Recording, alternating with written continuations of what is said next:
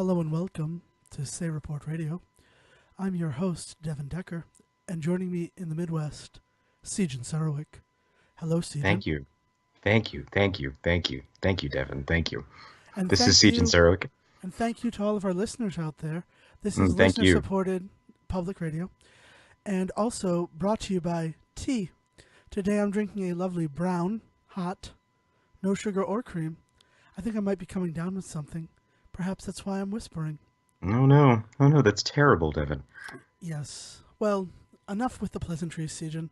On to the main topic of tonight's episode of the Say Report, and that's the fact that I fucking hate Dreamgirls. There it is. Oh man. Hi, ladies and gentlemen. Welcome to the motherfucking Say Report. I'm your motherfucking host, Devon motherfucking Decker. Did I do too many Apparently- motherfuckings? No. I mean, apparently you're very angry about some Dreamgirls, and Oh. I have to say, this is going to be a shock and surprise to many. I have no opinion whatsoever about this movie. Have you seen the movie? That's going to be Yeah. my first question. Okay, Dreamgirls is one of those congratulations. movies.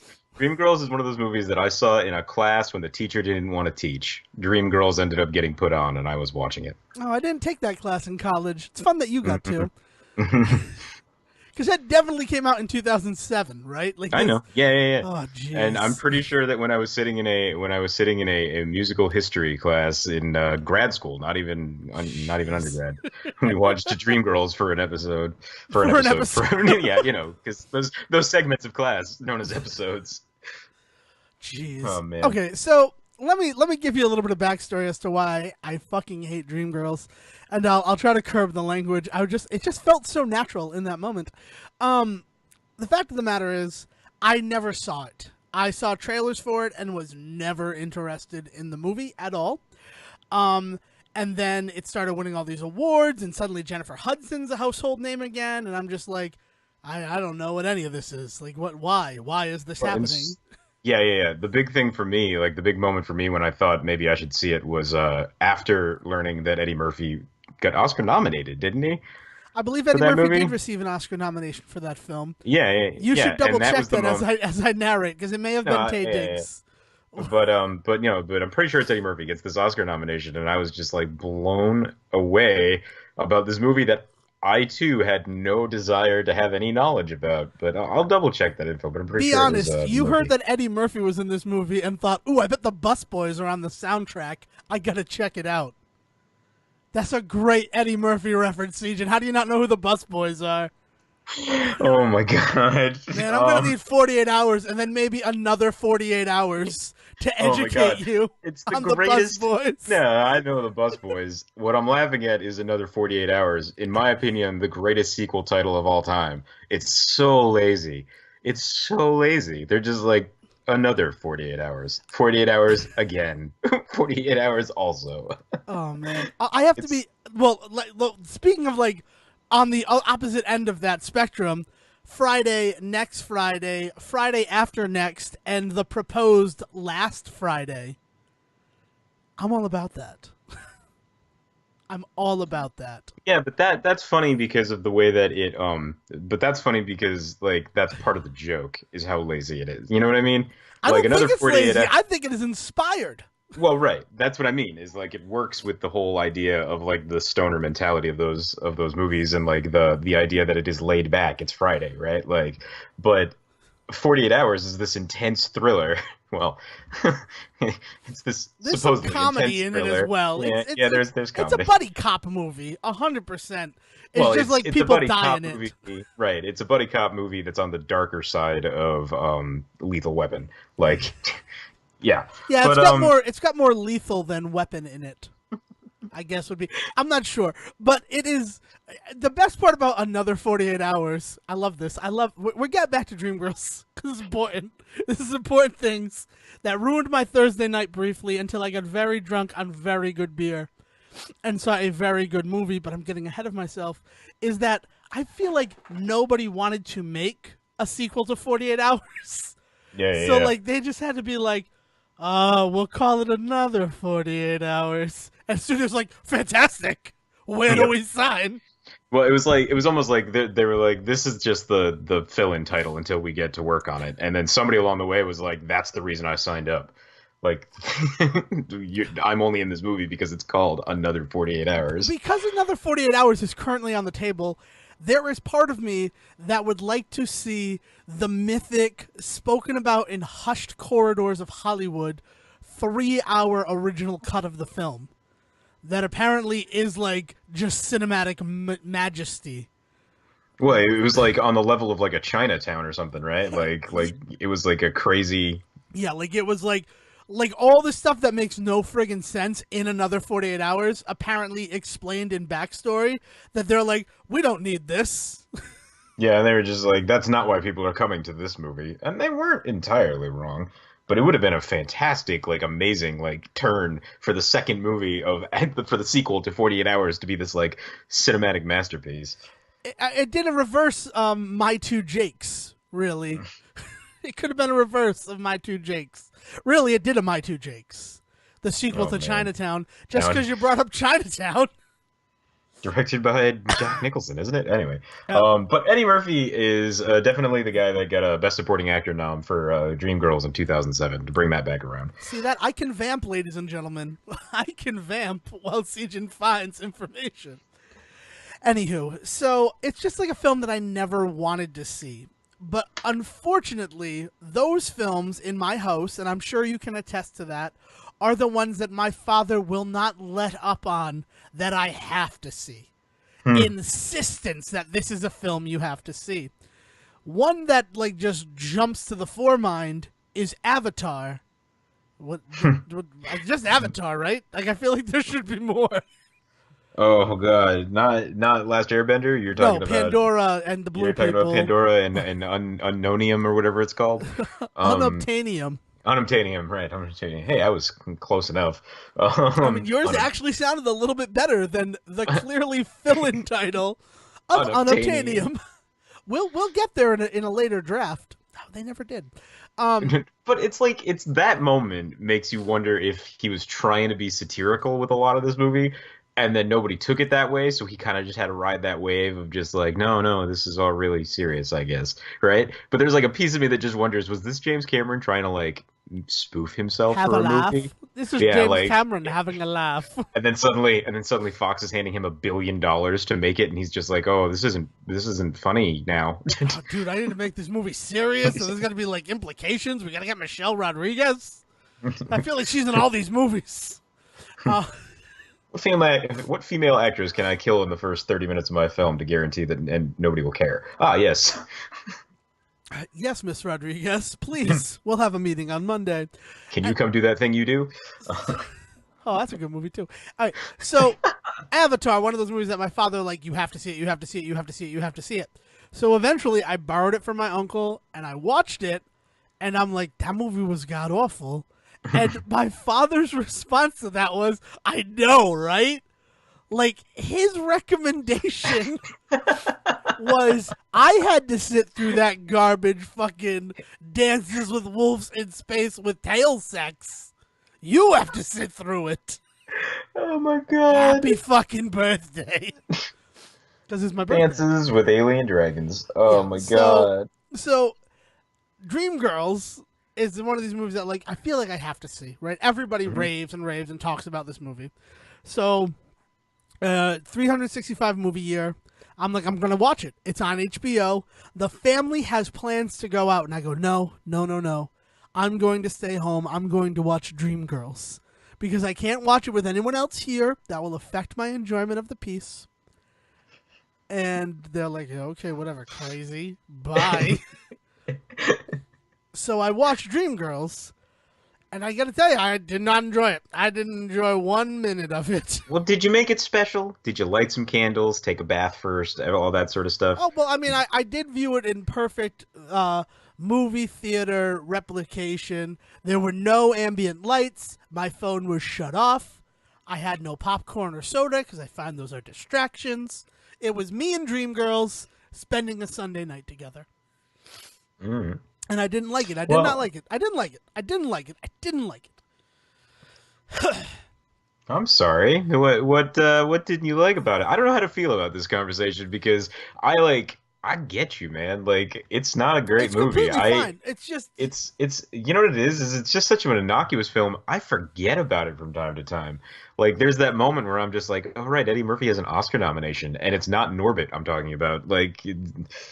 Anyway, look, so like, but I think the reason why like it strikes me is that I mean, just today, like just because of happenstance, I came home to my father watching Chicago, 2002, Best Picture winner, and what Chicago did, what the film Chicago did, is make musicals a viable form of entertainment again in America. yeah, It's the like movie musical. They the brought the movie movie musical musical back. came back. And Yeah, then a year later, it was The Producers and Rent and all of these other movies that it's like, you have no business making this into a movie. right. Like, these work on stage, but, like, this is, no, you're taking this to the absurd level. And I can't help but feel like Dreamgirls was sort of the end of that era. So it's this interesting, like, this is how good it can be. Because, like, Chicago, it deserved its Oscar. I'll say that. Unpopular opinion. I feel it deserved its Oscar for Best Picture. I'll Oh, say that. I'll say I that don't every know if day. that's an yeah, I don't know if that's an unpopular Some opinion. people I mean, disagree like, with it. Some people think that it's just because, Hollywood likes something different. Hollywood likes something about the entertainment business. Blah, blah, blah, blah, blah, blah, blah. All that stuff.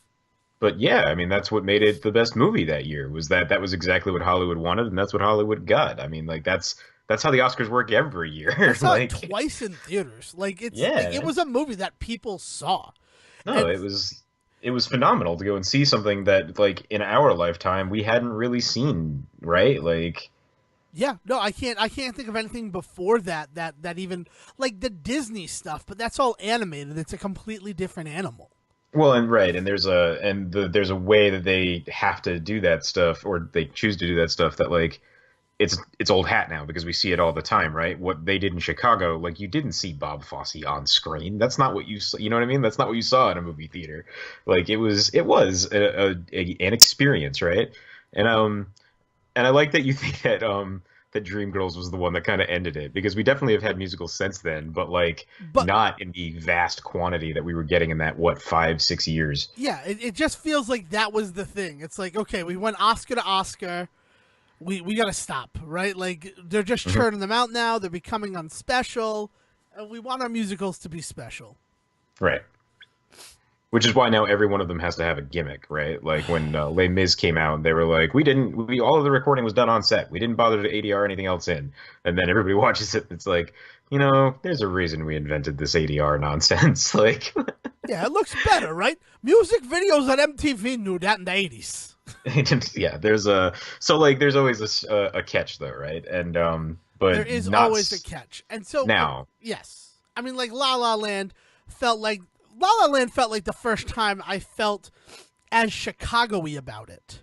Hmm. Like the way that I felt when I saw Chicago. So like Yeah, just think about that, right? That's a 14-year span.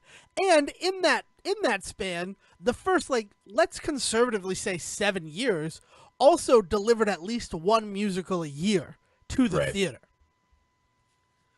So the reason why I hate Dreamgirls, though, first of all, it just didn't do anything for me, and it just kind of bummed me out because you hear all this talk about it, and then like for it to just be like sort of a fart in the pan, it was boring, right?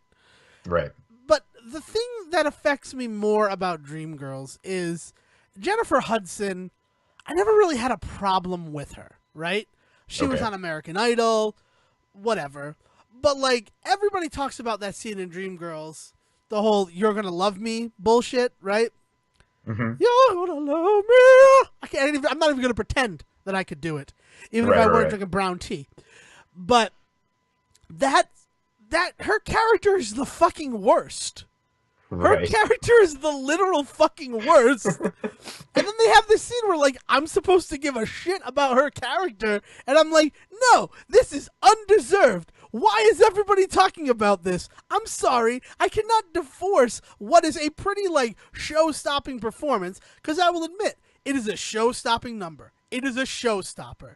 But I can't divorce every shitty thing the character has done before that showstopper and then suddenly love her. It's probably the same reason I really didn't like Frozen, if I'm being completely honest with you. Because, Okay.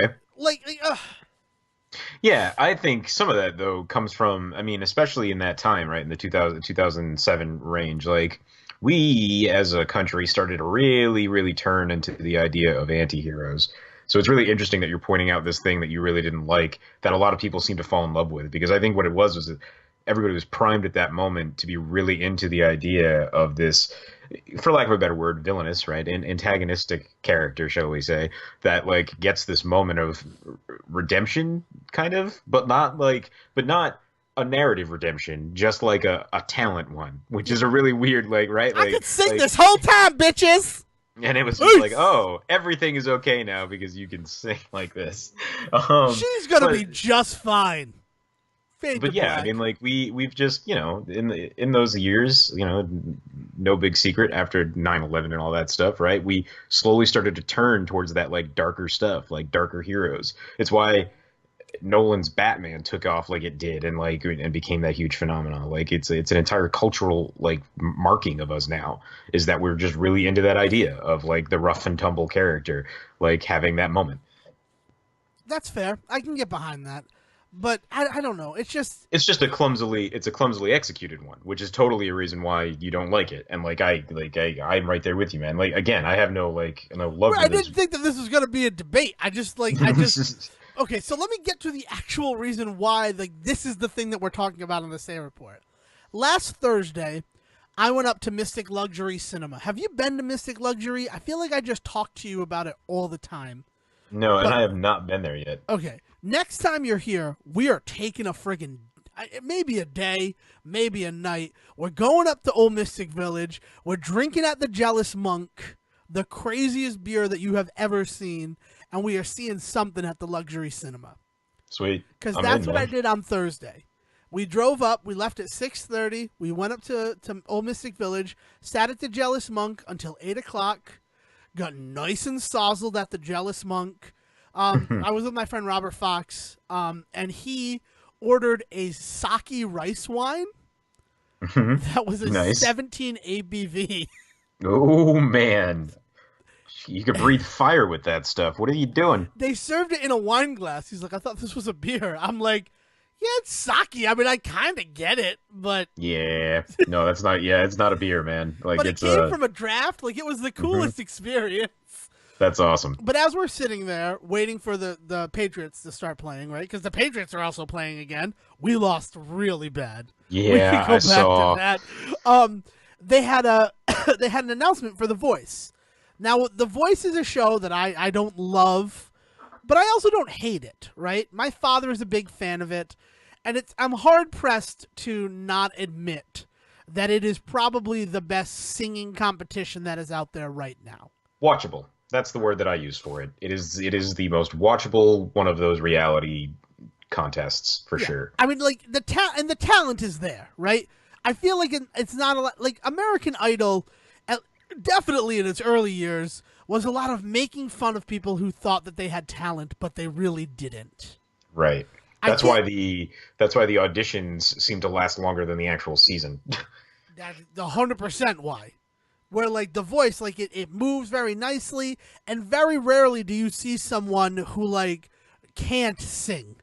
Like often when someone does not get chosen for The Voice, it is because they just need to like work on their talent a little bit.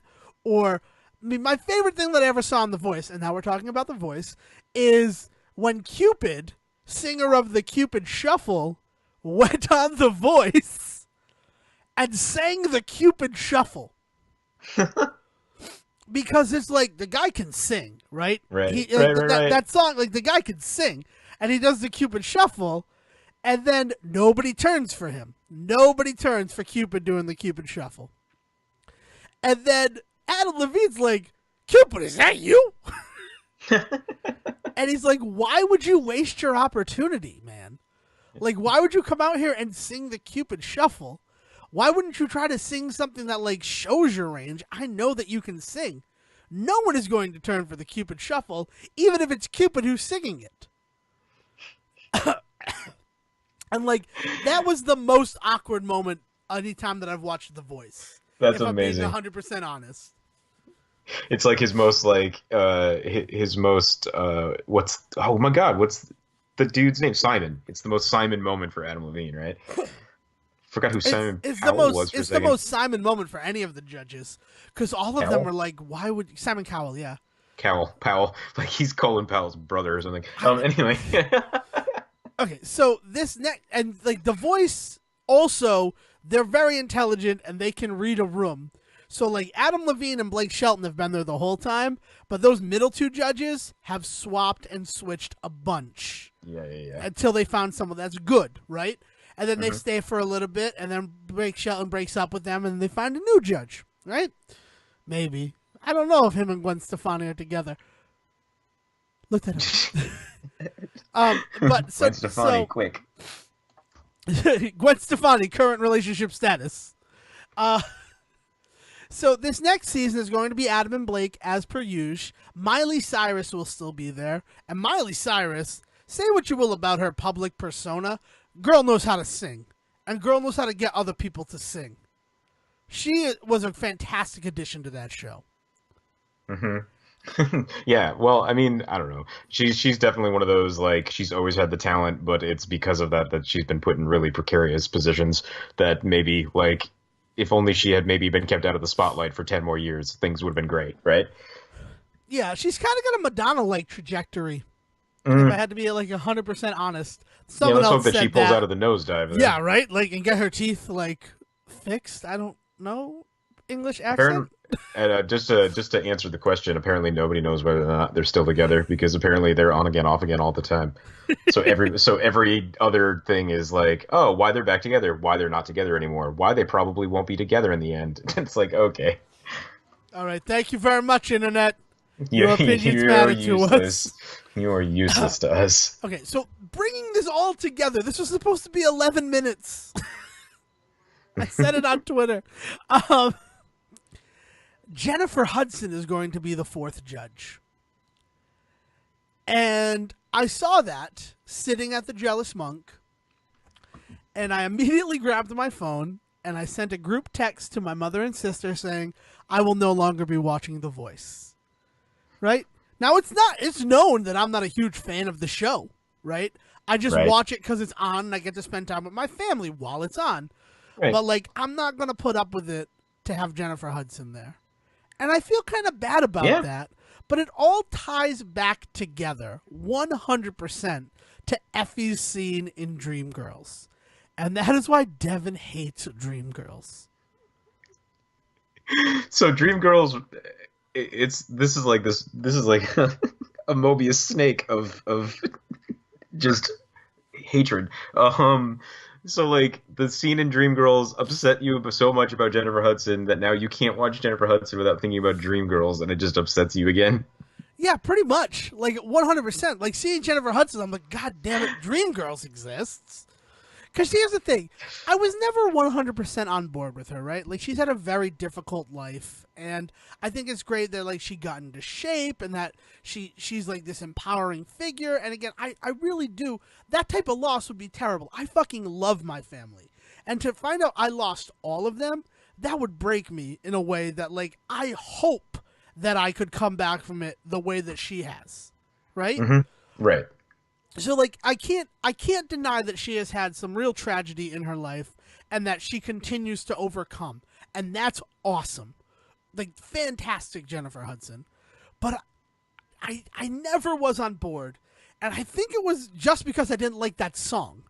Just like I don't really dig this song, right? I don't see what everybody's talking about with this song. Because we were in theater, Sejohn, so everybody talked about it. Everybody was talking about Dreamgirls. I know. Yeah. I don't know, man. Like for me, the big thing about that movie was that it was really good subject matter, and then filtered just through what felt like the most. It didn't feel like the subject matter met with the style of the whole idea of a musical, right? And so for me, there's this idea that like it just felt tacked on. Like they were just like, we really want to do this style of musical. What can we tell the story about? As opposed to saying we want to tell this story of this group what's the best way to do that? Oh, a musical. Does that make any sense? That makes Well, perfect sense. yeah, like it felt It's like it was manufactured from the end of we want to make a hit musical. What can we do to make it a hit? And then they pulled in all of these pieces, as opposed to being like, let's make this one thing, and if it works, it works. And then all of a sudden, it became a hit. So it felt manufactured from the get go. And it's funny that you talk about things like The Voice and American Idol because it's exactly why I don't get into those types of programs. Is because it's all just way too much of seeing the manufacturing that like I know exists. I don't need to be reminded of it as I watch TV to relax. Like I get it. The world is just run by like these very specific people, and I don't need to be shown well, time and again how they run everything. it's why I stopped watching Survivor. I used to Yeah. love Survivor. Survivor Hmm. was like my way to chill out because there is nothing that makes a person feel better than watching like these schmucks who are starving for $1 million while you eat a big fat steak. Well, and yeah, man, and you had to the first year, right? That dude from Rhode Island went all the way, and then you found out he was a total asshole. I was there when he got out of jail. Oh my God.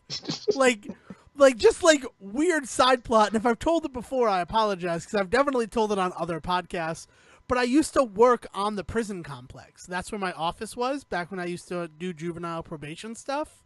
All right. And I was leaving one day and the road was all blocked off, and there's CBS 12, right? CBS 12 and I, we got a history.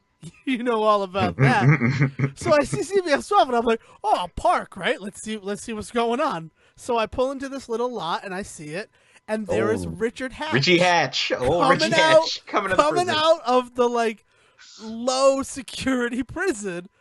And I gotta tell you, I walked right up to him and I shook his hand and said, "Welcome back to society, Mr. Hatch."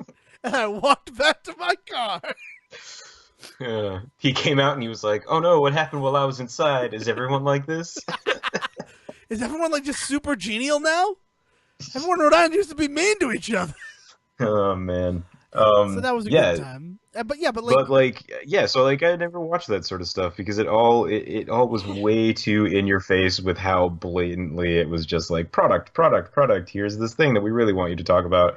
And like here's how we put this thing together that you eventually buy into because you're an idiot and you don't understand that it's not your own choice. And it's like, I don't need this in my entertainment. No thanks. here's a clear narrative we're editing together. Yeah. Oh, Yeah, okay. man. Yeah, right, because you guys can edit. I know how to edit. Well, and I know where the line is for me, right? Because one of the shows that I used to love when I was younger was my mom and I used to watch the extreme makeover shows where they would like do people's houses and stuff like that. And like those shows are just as bad, but what they do is they hide it really well behind this narrative of like taking care of people and all this stuff. And so like I know where the line is for me. It's the second that heart went out the window, like they were like, we're not even caring anymore. We're gonna show you what it's like, and we're gonna be mean about it. Where you got shows like The Bachelor or American Idol, and they spend more time focusing on the people that don't make it in than they do focusing on the ones that are talented enough to make it, right? Like it got gross. Like I'm all for you selling me like shitty TV. I don't care about that. I watch tons of shitty TV. My problem with this sort of stuff is it's shitty and it's laughing at you because you're still consuming it, and it's just like it's gross. You have to draw the line somewhere, and I 100% Yeah, man. agree with that. And Ty I think Pennington that I is the finally line. found my line, and it's Jennifer Hudson, former American Idol contestant, being a judge on The Voice. There it is, man. And now this. I wish we could do stuff like that. I wish that we could cut to something else. We can't, but it seemed like a good point. So, did you watch BoJack Horseman? No, I haven't. I have not been catching up on the new season yet. They do this thing with BoJack where they don't really talk about the fact it's coming out. I had completely missed that the third season came out a while back, and then I eventually found it and watched it. But like, a same thing almost happened with four. It was only because of you talking about it that I was like, "Oh, season 4 is coming out." Like, if I hadn't been hanging out with people and they're like, yeah, BoJack Horseman, and I'm like, I still haven't seen the third season. They're like, "Bo," and I'm like, yeah, okay, so we'll sit down and we'll watch it. That'll be fine. And I watched 3 episodes, and then I came home and I had the next day off, and I watched the remainder of season 3 to be prepared for season 4. And then on Friday night, I sat down with my BoJack Horseman, and I'm like, I'll just do 1 episode. And then suddenly it's 12:30, and I'm like, where did the time go? Yeah, man. And it's Like, good. It's really, really enjoyable. I cannot recommend it enough. And this is from someone who like doesn't do the Netflix thing, but I think I don't know. I think I may have gotten over my hurdle with it. I'm not sure Maybe. why. That's awesome. That's good to It is. hear. It's But very hurt, and I have to thank you for it if I did. So yeah, but like it goes all back to that conversation that we've had a couple of times already on the show. Like Netflix does this weird thing where they just don't care to like get out there and tell people what's going on sometimes. You know, some every now and then they do. Like there's definitely things you could point to, but really like they don't do the big show. Like they don't do, you know, like I'll be very surprised the first time you really see them as a major presence at like a Comic-Con or something, right? Like I know that they send the groups there with like Marvel and stuff like that. And I know that Orange is the New Black has been kind of a thing for a while, but like I want to see a Netflix convention, like where everybody's just going just to see what the hell's going on with Netflix. Because at this point, they're making movies, they're making television shows, they're making bank. Like they should have their own convention. But no, they don't tell us anything. They just don't tell us anything. And it's starting to be like, it's starting to get real weird as a consumer how little I know what's going on with this thing that like I spend all of this money on and all of my time with. It's I get where they you're are the coming cable from. I company now, understand. right? They are basically the cable company now, but I feel like they're less heartless than the cable company. Oh yeah, no, I don't mean that in terms of any of the ways of like the way the cable companies like treat their customers or anything like that. But it's just like it's now the idea that, you know, they kind of run the show for me. Like they're the gatekeepers to my entertainment at this point. And to not know what the hell they're doing half the time is actually kind of weird in this day and age. And like I don't know if I should be upset about that or not because I mean, I don't feel cheated or slighted in any way. But at the same time, like what are they doing? The issue will be the first time that you do feel slighted or cheated. I'll be honest with you because it will hurt a little bit more than it should. And that's a strange topic like to think about, but like because you sort of feel like they're pulling one over on your eyes right now, when like officially they actually do something that goes against your belief system, it's gonna Mhm. hurt that much more. And it Well, sucks that you're like setting yourself up for that big a fall. well, and what's interesting is that they have had a couple of moments where things have gone a little weird. When they first split streaming off from the DVD service, and they were like, "Hey, we're going to offer these as two different things now." People like got really upset about this. And the thing is, at the time, I wasn't quite in the position to be paying for it myself. My family was, and so like it didn't really affect me in too big of a way because it wasn't hurting me personally. But that might have been the moment where like they were like, "We're not going to offer this service anymore unless you pay extra for it." Because I did feel that way when Hulu years later was like, "Hey, for extra money, you don't have to have commercials." And anybody that listened to Super Kenchi heard that battle. For months, I was refusing to do it until I finally bit the bullet and did it one just for a trial for a month, and I can't ever go back now, right? And it's the same thing with Netflix. I imagine is that like whatever they do, it's going to become one of those things, much like the cable company, where it's going to be not significant enough to make me stop. You know what I mean? And that's going to be the deal with everybody. And it's just weird because the fact that they're not saying anything about the kind of stuff that they do now, the fact that they get so weird about their like what they have their hands in and what they don't. I was actually just watching a movie from 2005 the other day, and the production logo came up, and it was Netflix. And somebody watching it with me was just like, "Wait a minute, 2005? They were already making movies?" And I was like, "I know. They dark horse their way in. That's what they do with everything. Is they don't say much of anything, they don't make any noise, and then suddenly they're everywhere." And it's a little weird. And the thing is, I'm waiting for that moment where they do something and nobody's paying attention. And suddenly you find out, hey, you know, they've been like using our social security numbers to track everything we watch online or something. You know what I mean? Like something really weird like that. I'm getting really tinfoil hat right now. You But like really are, but I'm just gonna but let you go because you let me go on Dreamgirls. no, it's one of those things where they're not saying anything and we're all totally okay with it. And so the thing that's freaking me out is the fact that we're all totally okay with it. Because usually there's at least one person who's just like, what's going on? And you don't even hear that is real weird. I almost feel like I have to become that guy now. Well, well, I will Also, support you I tooth and should do a nail. side note on this. I should do a side note on this. I have been neck deep in researching We Happy Few for a couple of days now because I'm super excited to get into that. But anyway, and so I feel like it might be coloring a lot of this conversation right now. But anyway, That's completely fine, Sejohn. I'll support you, buddy, and I'm here for you. You know, if you ever get checked into a mental asylum or anything like that, you put down my name. I just want it to be noted on the September 11th episode We'll of the never Same forget. Report. I can't Never believe I forget. just did that. Never You forget. jerk. that I said that Netflix might be up to some shady shit. I'm just saying, like they keep getting bigger and bigger and bigger, and they do it without even trying, and that is actually kind of creepy.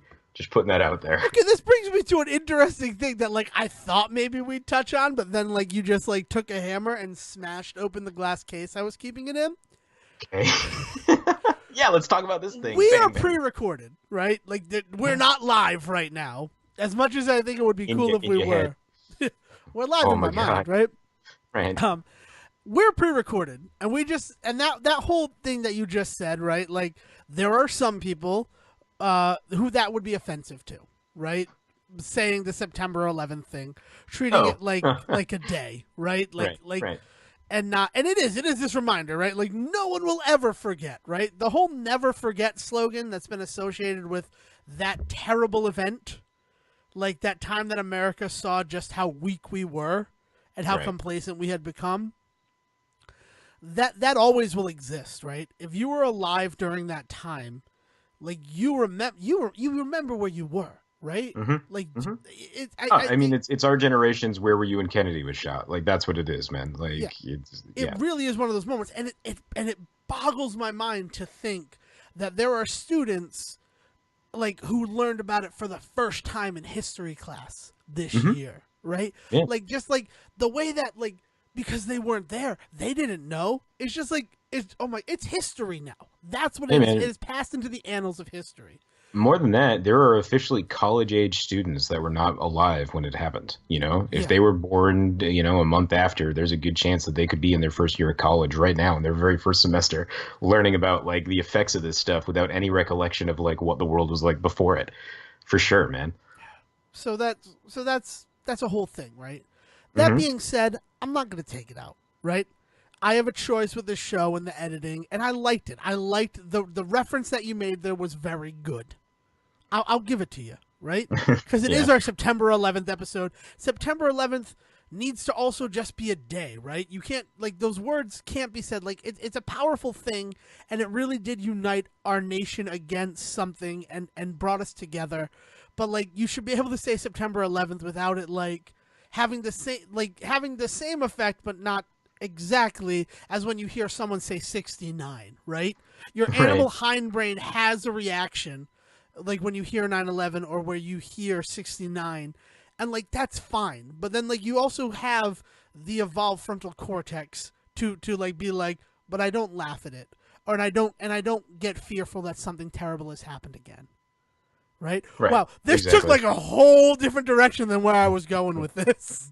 We are not live, right? And we have the Right. choice to censor ourselves. That being said, apparently last night, PewDiePie, right? I think that's how you say it. It looks Oh my like God. PewDiePie to me. I don't know how you get PewDiePie. He apparently used the N word in a live stream, and that, Wait. He did this last night, or did you read about something? Okay, because he has had some issues in the past oh with yeah, this, he but had some I didn't issues hear before that it with happened again. anti-Semitism. No, it occurred Yes. last night. Like last night during a live stream, or at least yesterday on the 10th of September. He used that Um, word. Important to note some stuff about PewDiePie. First of all, highest paid video game blogger in the world. In fact, I think YouTube blogger, period. Not just video games. The Let's divorce face it of from that, right? YouTube, the face of like game streaming. He Like, also is backed by places. He's also backed by things like Disney. He has backing from like big major companies. So anyway, sorry. So you were so saying? that's the whole thing, right? Is Mhm. that now because of his latest transgression, and we'll call it his latest transgression because there have been ones before. They corporations that like once were super happy to have him playing their games and doing it are doing DMAC strikes or DMCA strikes. It's DMCA. I don't know why I thought it Mhm. was the other way. Strikes on his YouTube videos that feature their content. Yeah, man, take it down. So that is where you're at, right? You don't have any problem with that. No, I because the thing is that he should have been stopped the first time any of this stuff happened. Like when this guy went out there, and so for anybody that doesn't know, one of the big major things I think there's even more before this, but one of the last major things that he was really in trouble for was that website Fiverr, where you can go on and pay somebody $5 to like mow your lawn or do your laundry. Well, it got really popular for people to go on and actually contribute to foreign countries because anybody from all over the world can sign up for this. So dudes in like the Middle East would jump on, you know, and if they were kind of down on their luck and needed some cash and the exchange rate was good, they would go on and say like, hey, for five whatever dollars, American dollars, European dollars, whatever they wanted, like I will do this thing and film it and put it up online. And they turned it into this whole other thing where like people were going online and they were just like, yeah, like go ride a goat and we'll pay you $5. And like dudes in a foreign country would go and do that. Or they were like, go and like try like the local cuisine and show me what it looks like. And they'll go and do that. And like people would film it and like, you know, get $5 for it. Well, what he did is he went on and saw if he could get them to do terrible things, such as like write like Hail Hitler on things or carve swastikas into things. And he basically got these guys to go do a bunch of anti-Semitic stuff in an area of the world, apparently, where there were a lot of victims, possible victims for that kind of material. And it just really upset like a bunch of people watching this dude like laugh as he was paying these guys who might not have even understood what they were doing, going out and doing a bunch of this really heinous shit in another country. And like that was a really big deal. Like, and the fact that he was able to come back from that is upsetting that the world allowed that to happen. And so now here we are again. What did we think was going to happen? Right. So yeah, I'm totally fine with the idea that people are like starting to pull their crap from him because like that's what should have happened before, and I'm glad it's happening now.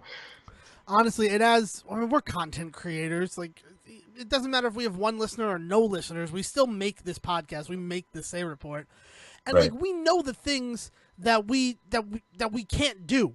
Right. Mhm. If we want to continue doing this, right? Like I specifically said Yeah, the yeah. N word, but like I would say that word. Like, but it's like, but I know that if I said that, we'd have we could get a target on our backs because I said that word. What you're saying is you have a brain and you have this knowledge that like you are aware the word exists, but you're smart enough to know that that's not a word that you use, right? Like, Right, but I also, ta-da! but also I have Beginning a and end of the brain, and equation. I have this like with this weird thing that like it's difficult for me to reconcile the fact that like, all right, we don't live in Harry Potter world, right? I can't believe I'm bringing up Harry Potter Mhm. twice in 2 fucking weeks because I'm not a fan. But like, we don't live in the world of Harry Potter. But the reason why Right. people stopped saying Voldemort and started referring to him as he who shall not be named is because if you said Voldemort, he could track and kill you. And that's not like an old wives' tale. That's not like an urban legend. That's like there are documented cases of people using his name and him seeking them out and murdering them. Right. Right? Right. That like so like and Harry Potter's whole argument of like why would I give him the power? I'm going to say Voldemort all the time. Right? Right. And it's like, yeah, but Harry, you're not giving him the power. You're taking the power away from him, right? But at the same time, to give any form of language that much power and that much control, that scares me a little bit. Well, yeah. And you know what, like, really, like, scares me about it? I think we talked about it last week as well. With, like, be cool, right? They use that word 6 times. 6 times that word is said. And it is not all by African-American actors. And it is rated PG-13 because in 2005, you could say that word in a PG-13 movie. You only get 1 fuck, but apparently you can say that 6 times without fear of an R rating. Mm-hmm. And it's just like, I don't know. I don't know when it became like such a powerful word. I like to end it. Like, and yeah. I mean, it's been a powerful word for hate forever. Like, I understand like the connotations and the history behind the word, right? Right. Yeah, but, yeah. But part of that to keep in mind too, man, is also like your own history with the word, and like you weren't always in a position to care about that word. I mean, you know, that's just very something true. that that's a big part of it, right? Is like recognizing where your position was in your history to even caring about that word. It wasn't a big deal for you until you started to really become aware of the outside world and all of that. Whereas there are some people in this world where they've cared about that word from day one because they've had to, you know? And so like that's also part of it, is that we forget And that's a part that, it's funny that we're talking about the 9/11 stuff, right? Is the fact that like why it was so important for that phrase to become so ingrained in us, that never forget phrase, is because we're not stupid. We know what happens with humanity. Humanity forgets and then repeats itself and does stupid things. And so like this is a living, breathing thing that you're talking example that you're talking about right now. Is this is the N word is one of those words that like has had enormous power in the past, didn't for some time, or didn't seem like it did, but then we have to remember who we were when we thought it didn't have that kind of power. And now it's come back around in a way that like it is it's more powerful than it seems it's ever been before, which is weird and scary. And like maybe that's not true. Maybe things are better, but man, there are times when that doesn't feel that way. But again, it's all about positionality, right? It's all about that. That's 100% true, and it's all like being colored through the media and things like that. Like I always think about the Samuel L. Jackson interview regarding Django, Mm, where the guy, the interviewer's like, "Oh, how did you feel having to use that word so often?" And he's like, "I won't answer your question unless you use the word." Now, I'm sorry, I don't think that Samuel L. Jackson was trying to bait that nice reporter man into saying that word so that he could punch him in the nose. no, no, no, no. I It's think that because that was he him has a very saying that. particular, yeah, it's because he personally has a very particular feeling on that word, and it's that the only way to eliminate that word for him is for people to use it. And there's plenty of people out there that feel that same way, right? And they're that if you're going to talk about I've it, you can lived talk about amongst it. people who feel that Right, way. right. And But like there and are that's also, and that was something that skewed very difficult for me. I mean, coming back to Rhode Island, right? From living mhm, in like the international melting pot that was like the crew decks of the Carnival Dream was mhm, such a culture shock for me that I did not expect. Like going out there, no culture shock at all, right? Because I'm right. not really surprised or frightened or anything like that, right? Like I'm willing to jump into any situation, feet first, and like try to sink or swim, right? And I found Mhm. myself swimming instead of sinking in a lot of situations, right? And, Yeah, yeah, so like that really worked for me. But then like coming out of this world where like that word was used freely because I'm working with like a lot of comedians who are of African American descent, and that's all their comedy. And then right. like they're throwing that word around, and then like but then I come back here and then I say it like one time, right? And it slips, right? Like I'm not like trying to do it. I'm just like I'm feeling really comfortable like I was then, and I say it, and just the reaction to it. And I'm just like, but you know what? Like I've never used that word before negatively, Yeah, right? man. But you're in a new But you're place, in a new different position, place, and new. it's just how culture it's just it's such an interesting thing. And like Well, and I just I don't understand. Like, first of all, yes, if you screw up, right? If you have a brand, right, and if it's a brand that's as big as PewDiePie's is, and you screw up, man. You deal with the consequences. mhm, I even like me, who has like a relatively small brand, right? I understand that if I do or say something, right, that offends somebody, then I need to live with the consequences of that. yeah, but and it depends on what that means for you, man. Like if it was something that you feel like you should apologize for, and you do, right? But if it feels like something that you shouldn't, and that line doesn't line up with the rest of the world, like which is what part of the problem this seems to be here with this is it's not just that he made these mistakes, which is also terrible, but also that then there's no attempt to make up for these mistakes, right? And like that, Those two that whole sides of side of that it, coin, you're not wrong. right? Right. I don't Like know. you're the kind of person that if you do feel like you offended somebody, you will have a serious conversation with yourself about what did I do? How can I fix it? Do I even need to fix it? Like that whole side of that conversation that it doesn't feel like this guy has been having because as I pointed out, this is not the first time this guy has done something heinous.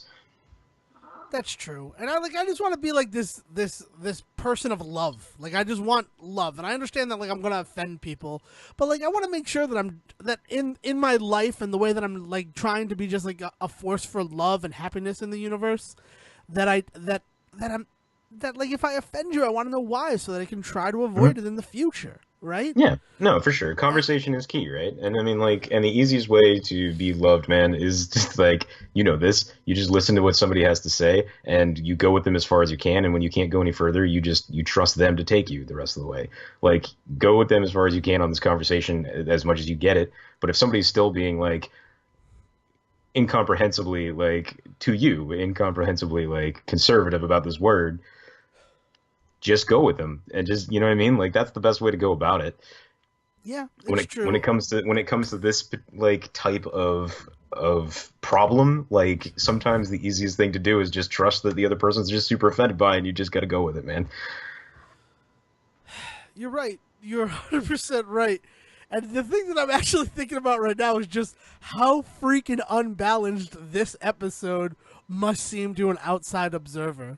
To you, our listener, that started with me like mad at Dreamgirls, and then we had a poignant debate on the usage of racial slurs in America and what that means and what the punishment should be based upon your brand.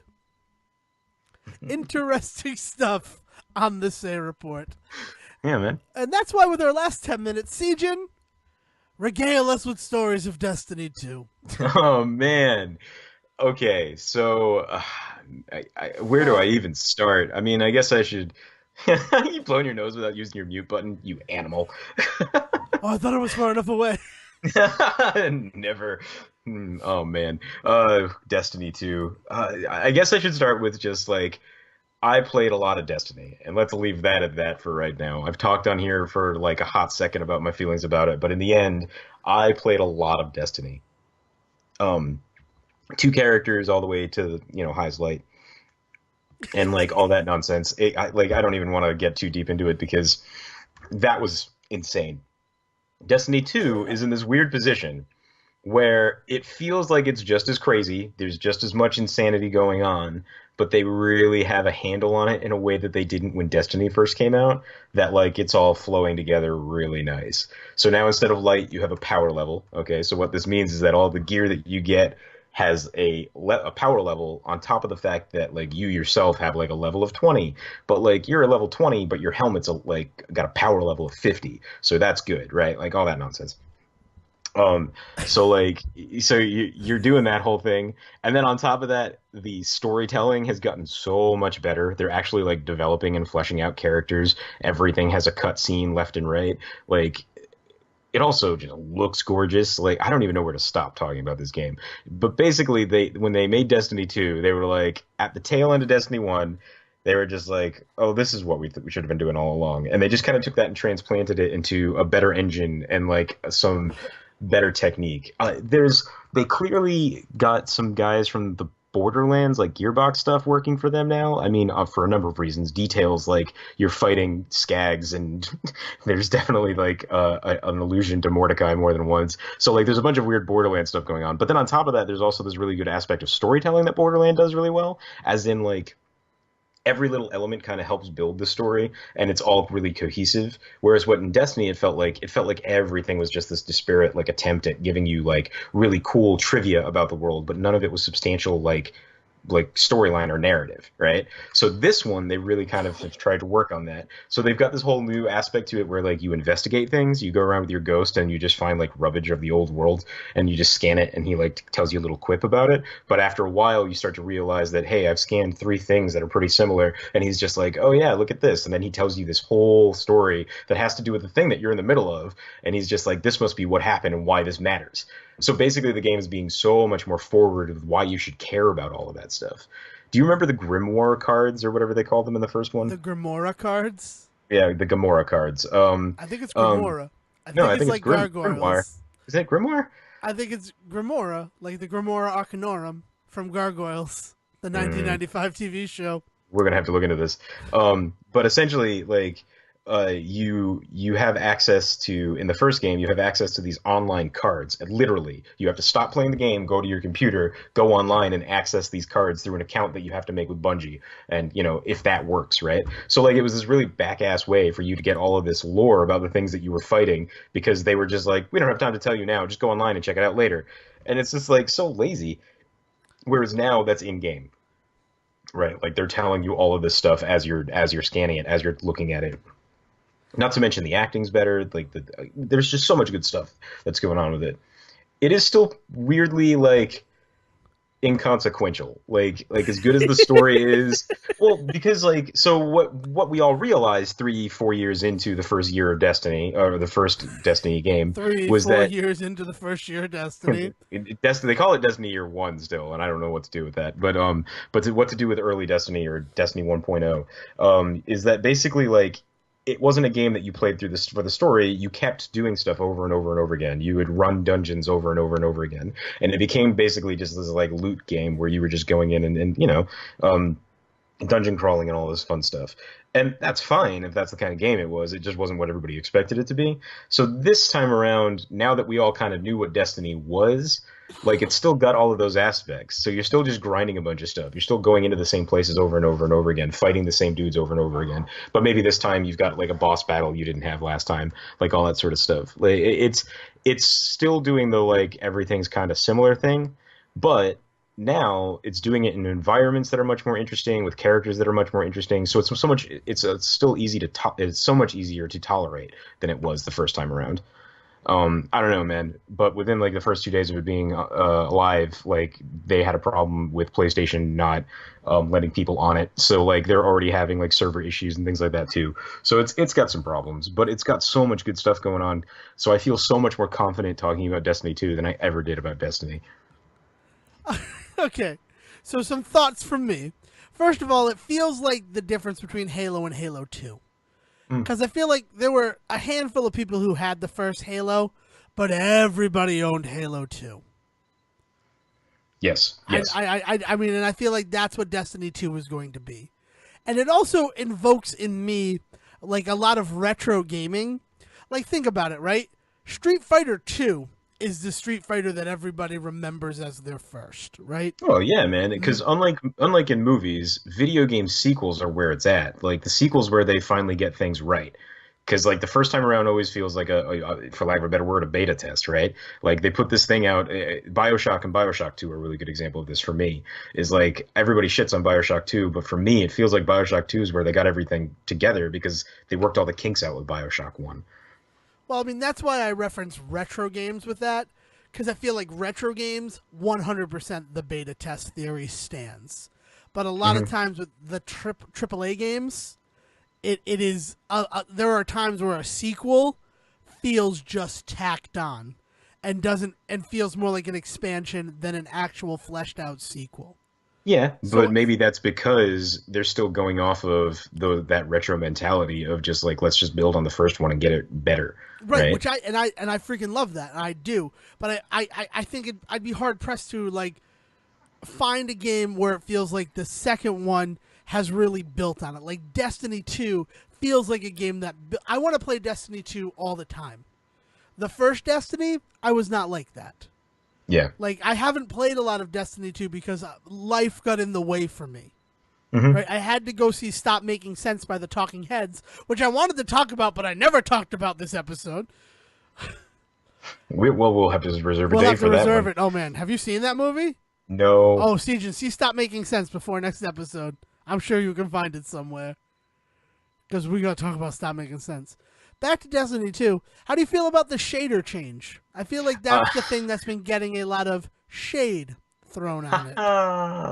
boo, but Yeah, right. haha boo is exactly what you...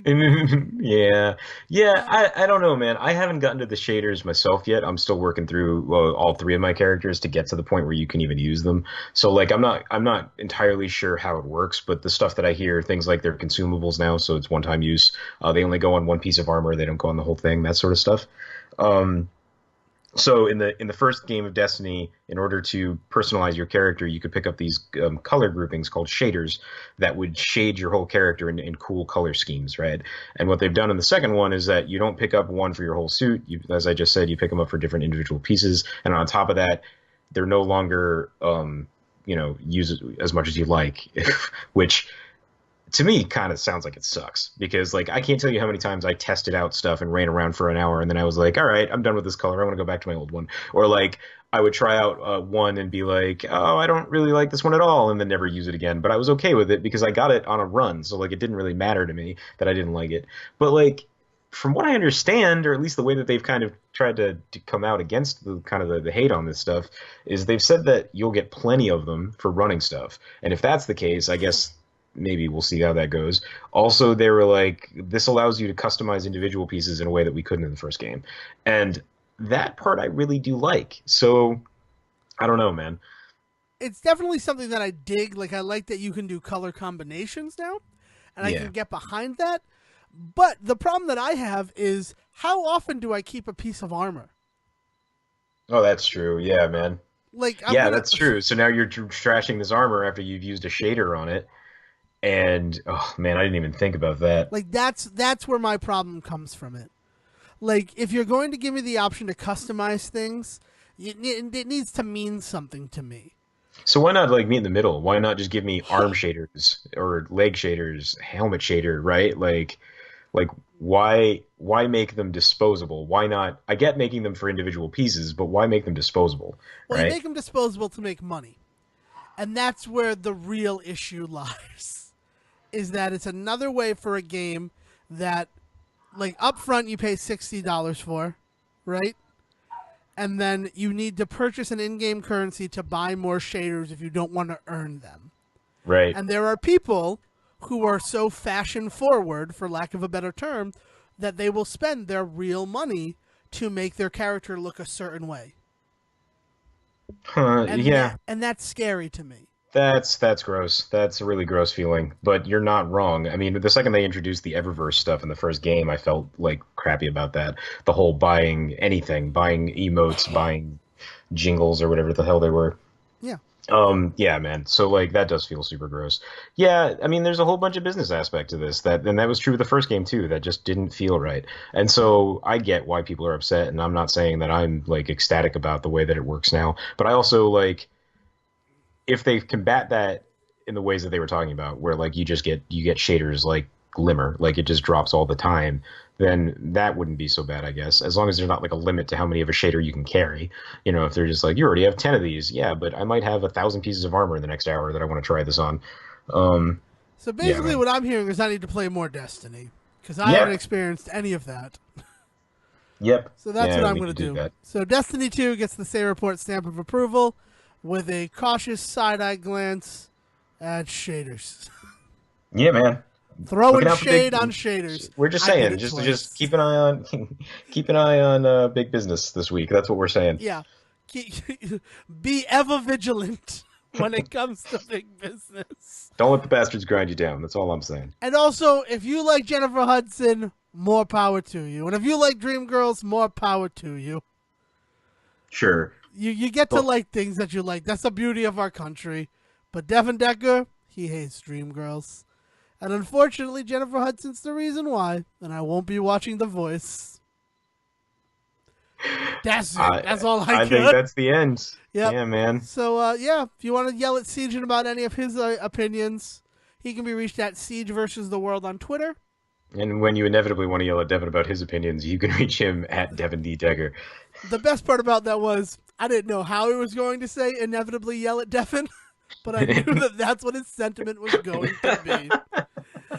So while I go give him a stern talking to in the locker room after our recording, why don't we let Will sing us to sleep with his beautiful Welsh tones? Thank you for listening to the Say Report with your host Devon Decker and Sejohn Serwick. Please follow the guys on Twitter and Facebook by searching for The Say Report, and you can always subscribe on your podcast channel so this is delivered straight to you and you can enjoy it every week. With apologies to your mother, we'll see you next time.